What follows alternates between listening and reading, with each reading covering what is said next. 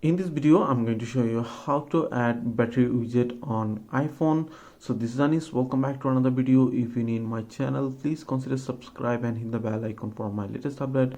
If you did already, thank you so much. So let's get started. So for adding battery widget on iPhone home screen, just press and hold on iPhone home screen, and as you can see here showing plus icon on the top left corner, and tap on plus icon, and as you can see here showing lots of widget suggestions, but you need to swipe up for battery widget.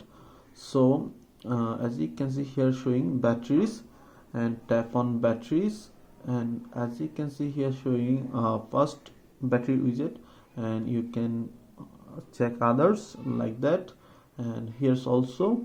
So you can use three of one, any of them. So like this one, I'm going to use this one.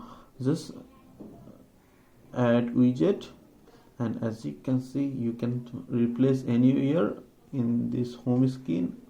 So our notifications area, just like that, and after that tap done, and here's it is. And as you can see here showing mobile phone charging, as you can see here showing phone charging level, and I'm also connected to Bluetooth speaker, so that's why here showing Bluetooth speaker battery level.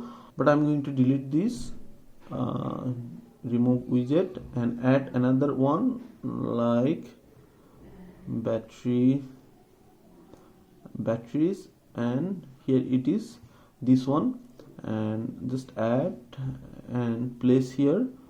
So as you can see here showing battery percentage also 38% on phone and 40% on the Bluetooth speaker. So that's how you can add battery widget on iPhone. So pretty much that's it. If you have any questions, please let me know in comments. If this video did helpful, please thumbs up and share my video. See you on the next.